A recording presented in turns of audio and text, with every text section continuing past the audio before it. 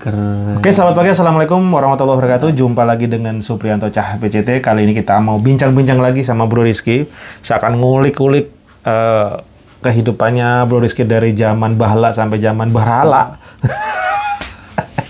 Cuk, lu ke Jakarta pertama kali kapan? Ke Jakarta itu tahun 2017. Lu jalan-jalan apa ngapain? Ya, langsung belajar jualan. Belajar jualan. Terus yang lu lakuin apa dulu? Ya, karena ayah saya kan dulu jualannya di gereja kan, situ Kebon Jeruk. Nah, saya suruh ngeliatin dulu nih. Ngeliatin bokap jualannya gimana sih gitu, cara melayani pelanggannya gimana gitu. Saya liatin dari jauh. Tapi sebelumnya udah jualan? Sebelumnya belum pernah jualan. Belum pernah, Bro. Dan itu suatu hal yang aneh dong?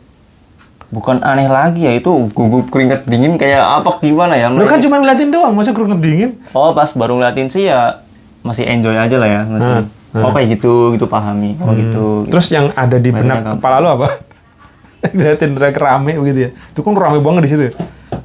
Yang di benak kepala lu gimana? Yang ada di benakku sih, wah apa ini nggak keder gitu. Momen pertamanya sih, wah kok bisa ramai begini gitu. Banyak saya bisa, kok lakunya bisa sampai berkerubung gitu kan. Nah, terus itu sekali jualan dulu berapa tuh omsetnya dulu?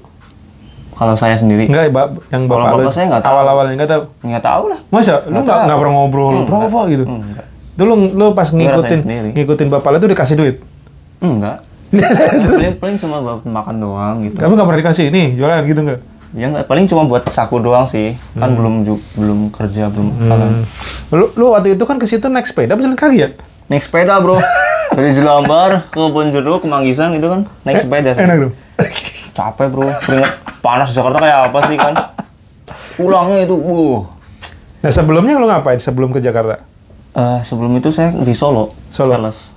Nah, itu udah jualan juga. Iya, saya belajar speaking itu di Solo sebenarnya. Nah, kan lu udah belajar jualan. Maksudnya udah speaking, tapi kenapa kalau di gereja malu? Apa ya? Kan sama aja. Ilmu sales juga. Ngadepin lebih itu malah lebih parah lagi pasti sales lu gaya lu itu. Ya door to door ya. Ya lu kan lebih parah ibaratnya. Gila emang mentalnya diuji. Mentalnya bener-bener digempur. Nah, mestinya lu jualan mestinya udah aman dong. Udah nggak ada grogi-grogi. Kalau sekarang udah nggak grogi sekarang. Tapi nggak pernah nanya, kakak WA-nya mana gitu. Maksudnya buat promo. Ya, kalau siapa tahu order gitu. Nggak lu lakuin itu? Belum bisa. Kenapa? Karena takut image saya jelek gitu atau gimana ya? Ya nggak, maksudnya kan silakan kalau mau order kan ini ada WA-nya gitu. Bukan berarti minta WA-nya. Kartu nama ada kan? Ya lu print lah ditaruh di situ kan nomornya gitu. Kalau nggak belum nomornya Gus Kudut lu pasang gitu. Kudut. Nggak, jadi awalnya dulu malu ya. Padahal udah pengalaman ada sales, udah pernah jadi sales, tapi kok masih malu. Ini apa yang terjadi sebenarnya? Ya karena mungkin beda daerah kali ya. Beda pelanggannya beda gitu. Kalau dulu customernya siapa? Yang pas di Solo?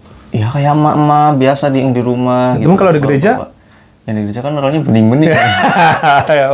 Ternyata penyebab groginya bukan karena customernya, tapi karena bening-beningnya, guys. Pernah satu momen tuh, saya motong uyen yang talas goreng itu.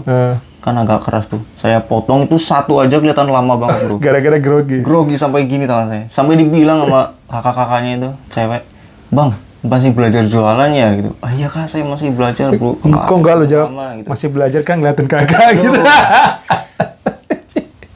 Ya, kepikiran ngegombal sampai ke situ orang bikin uyin aja kayak berarti otak harus belajar dari Oki dong. Waduh. Lost doll.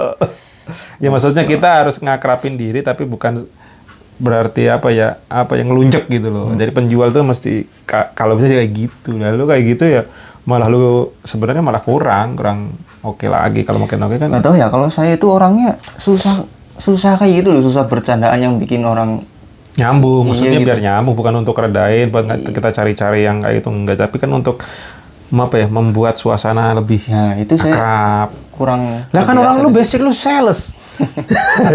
Lah ilmu sales lu kemana itu, coy?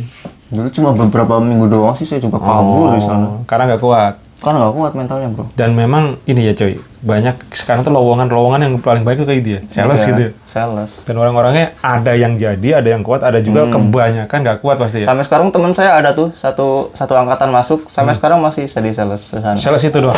Itu dong. Tapi bagus kali hasilnya.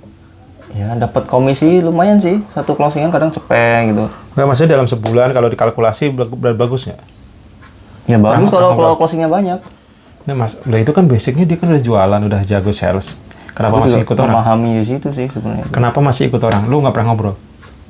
Ya ngobrol sih. Ya ada Ada keinginan untuk out terus berdiri sendiri gitu nggak? enggak kepikiran. Oh iya iya. Jadi masih penting ngejualan dapat duit itu Jualan doang. dapat duit. Mindset pengusahanya belum keluar. Terus lu dulu nih pertama kali ketemu gua, apa yang ada di benak kepala kau? Waduh. Gue pertama lihat Pak Supri jualan ini dulu ya di gereja Kebon Jeruk itu, ini orang aneh bener gitu. Orang jualan kayak nggak normal gitu. Orang agak gini apa gimana gitu ya. Teriaknya pare pahit. Bukannya tawarin yang bagus-bagus sama gitu apa gitu. Berisik banget jualannya ini orang. Berisik banget jualan.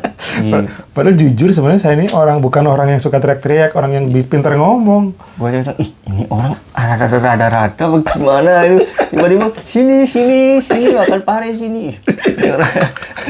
Aduh. Masih ingat aja itu saya. Andaikan didokumentasikan udah zamannya YouTube, itu keren kali ya. Andaikan lu dulu udah gua ajakin dia, bro, nge-YouTube gitu, udah lu kontenin ya. Itu jadi momentum perjalanan sejarah kehidupan cuy gitu kan. Sebenarnya ada beberapa yang gua kontenin, cuman gua dulu kan emang belum fokus ya. Nah ternyata pertama ketemu gua dianggap gila. Bukan gila sih, rada-rada gini gitu. Rada-rada gila. Emang cara jualannya juga berbeda ya. Ya beda lah. Iya. Dari depan semua orang situ yang baik-baik gitu. Dibeli gitu kan. Dia kagak pare. Tapi laku aja jualan pare malah cepat habis. Dan anehnya memang dulu juga aneh loh. Orang jualan somai tapi yang paling laku pare. Nah kalau itu aku tadi ngomongin itu tadi. Aku tadi pagi-pagi dengerin si Deddy Corbuzier yang masalah kontroversi. Kita itu kalau mau sukses katanya dalam tanda kutip sukses itu adalah mengejar duit ya. Maksudnya untuk mendapatkan duit katanya ya kerja keras, disiplin, terus pantang menyerah, konsisten itu. Tapi itu baru dasar kata dia. Buset. Wah anjir, benar banget itu. Konsisten baru dasar. Konsisten kerja itu dasar. Ya, ini bukan berarti menyepelekan kata dia. Coba perhatikan kuli bangunan. Bangunnya berapa? Nggak keras nggak dia? Keras. Disiplin nggak dia? Disiplin. Konsisten nggak dia? Dari tahun ke tahunnya begitu aja gitu. Terus yang paling ini apa? Yang jangka panjangnya? Ya tadi aku juga kok di kepala aku aneh juga yang diomongin dia gitu kan. Buatlah kontroversi, tapi buktikan jalan. Keputusan kontroversi. Terus tak renung-renungin gitu. Kontroversi. Yang bertentangan kan? Kontroversi itu ya bertentangan. Bukan nggak selalu bertentangan, tapi ya mungkin berbeda lah gitu. Oh, yang berbeda. Contohnya aku dulu juga pada saat memutuskan keluar kerja, terus gue cuma jualan di pinggir kali MBK dan lanjutnya pare-pare, itu kan termasuk kontroversi, bro. Karena otak-otaknya orang umum udah kerja di kantor, udah manajer, gaji tetap, udah itu loh. Tapi saya memilih memutuskan untuk itu. Dalam hati, bener juga kontroversi. Tapi kontroversi aja tidak cukup, kata dia. Pastikan kontroversi itu jalan dan diterima di masyarakat. Wah, oh ini levelnya beda lagi ngomongin Dani, gue bilang. Contohnya kata dia, kalau saya dulu nih memutuskan, katanya kayak bikin podcast. Di Indonesia nggak ada podcast. YouTube itu jamnya cuman antara 8-10 menit atau berapa gitu ngomong. Tapi gue berpikir gimana caranya bikin YouTube ditonton 1 jam tapi ditonton. Kontroversi kan? Sampai segitunya. Iya. Zaman itu nggak ada. Dan orang nggak percaya ada yang nonton YouTube 1 jam kata dia. Tapi gue yakin ada gitu. Tanpa skip lagi. Ya kan? Tanpa skip lagi. Dalam hati, oh yang dimaksud kontroversi itu jadi berbeda. Berani. Memang ya kalau kayak gini berarti memang seorang wirausaha, entrepreneur itu pun memang beda gitu. Aku tadi renungin gitu. Oh, bener juga. Langkah yang gue ambil itu sebenarnya ke situ gitu. Cuman memastikan untuk ini bisa jalan, itu berdarah-darah bro. Bener yang gue jalan itu coy, yang gue jalan bener-bener dari hutangnya amburadul ke hidup gue yang kacau balau, pokoknya berbes mili lah kalau kataku gitu kan. Itu terjadi. Nah mungkin ente juga sebenarnya ada kesana juga, cuman secara nggak sadar. Dan tadi yang dibilang ketemu pertama katanya orang rada nggak waras. Terus selanjutnya apa bro? Yang terjadi dalam hidup lo, terus lo jualan akhirnya bisa jualan sendiri sama bokap lo gitu. Nah setelah itu kan saya habis belajar jualan tuh beberapa hari depan, minggu depannya lah ya. Ya itu kan jualan kan hari Minggu. Minggu depannya saya belajar jualan sendiri nih tanpa didampingi. Itu kan lu sempet jualan lama. Bapak lu nggak jualan tuh kenapa? Ya karena bapak saya coba buka usaha es krim di rumah. Oh, tapi gagal. Terus lu kaya raya langsung itu ya? Ya enggak sih, ya kumpulin modal lah buat. Tapi kan lumayan ya, itu yang biasanya duitnya nggak ada, terus setiap minggu kan pendapatan lu berapa itu? Omset. Pendapatan? Omset apa profit nih? Profit 2 lah kadang kalau lagi rame. 2 juta. Berarti emang modal lu kecil ya? Modalnya ya kecil lah. Kecil ya? Dan dari modal kecil lu bisa naikin jadi profit tinggi gitu? 30% lah modalnya. Itu bisa dapat 2 juta dalam 1 minggu atau 1 hari doang? 1 hari itu, dari pagi sampai malam. Terus kalau minggu? Itu minggu ya? Itu minggu hari Sabtunya? Minggu. Sabtu ya paling gopel lah dapat. Berarti dalam seminggu udah bisa kepegang 2,5 ya? Iya. Sampai saat ini begitu lagi nggak? Kalau saat ini masih sih, masih. Masih sama ya? Masih. Tapi mentok-mentoknya paling tinggi? Profit? Ya itu sampai 2,5 paling. 2,5. Paling buruk? Paling buruk ya 1,5-an lah. 1,5 masih kepegang. Masih kepegang. Sebenarnya ini potensinya bagus banget ya. Iya. Karena memang di situ jualan emang nggak ada sing lawan ya. Nggak ada lawan ya. Ya, karena udah ada perjanjian dari si bos kue Medan itu di sana, kalau udah ada satu gereja ada yang jualan, udah nggak boleh diganggu, nggak usah jualan lagi, nggak usah disaingi. Itu komitmen yang dipegang. Tapi kenyataannya kan nggak begitu. Ya itu mau melanggar rule itu mah, makanya. Iya, tapi yang tak perhatiin memang jualannya bokap lo ini emang di gereja tuh paling rame dari dulu, dari dulu daripada yang lain. Karena gue dulu jualan somai itu paling profit gue itu paling gede ya sekitar 500-600. Itu paling gede loh itu. Walaupun gue kelihatannya rame banget, tapi ya paling segitu gitu. Nggak nyampe seperti kayak lo yang. Dan itu gue dulu masalahnya gue juga masih ambil orang, terus ngejualnya gue masih berpikirnya ini cuy. Ambil untung dikit. Nah itu yang. Itu berapa jualan? 3.000 ya? Masih harga 3.000 dulu. 27 kayaknya gue ingat ya. Iya 27. Berarti coba? 20.000 sih 7. Ya mungkin pokoknya isinya 3.000-an lah kurang lebih begitu. Ya tapi bagi gua dulu ya wah udah bagus daripada gua nggak ada pemasukan gitu kan. Dan itu adalah proses belajar. Nah ente sendiri kan juga belajar. Terus akhirnya kan bokap lu kan kembali lagi. Lu tuh jualannya yang di mana dulu, narusin yang di mana? Sekolah mana? Sekolah Grogol tuh, sekolah Grogol BHK. Itu gimana? BHK yang lampu merah itu. Itu kenapa nggak diterusin lagi? Di situ sekarang pasarnya kurang karena semakin mahal kan, saingannya kita tergeserkan oleh kayak jajanan telur gulung gitu. Tapi bakso kan yang goceng dapet. Marketnya mereka tetap tinggi kan duitnya mereka. Ya untuk anak-anak sekolah SD lah bro, SD, SMP, paling kita targetnya yang SMA sama yang mak-mak. Berarti udah nggak ada yang jualan lagi tuh situ? Ada bapak saya cuma kadang berapa hari dari pasar, kalau masih ya dibawa ke situ gitu. Oh tetap bokap lu sekarang tetap jualan harian? Cuma nggak setiap hari di situ, kadang kalau di pasar masih ada nih, jam 9 masih ada nih, ya ke sekolah gitu. Cuma buat pelarian doang. Pelarian wes. Kayak jadi teringat Indomaret saya. Waduh, jangan bahas itu bro. Ntar kontroversi ini. Kontroversi itu. Perang dunia mainstream. Kontroversi. Nah gitu teman-teman, jadi si Bro Rizky ternyata belajar jualan di situ. Terus dulu kan, lu kan sempat hancur juga karena corona pasti ya. Tapi di awal-awal corona kan sebenarnya banjir order. Walaupun gereja tewas karena emang nggak bisa jualan. Terus lewat Wondes, justru dari Wondes lu sampai terguling-guling. Nah, lu boleh ceritain di situ nggak? Ya, mau nggak silakan lah.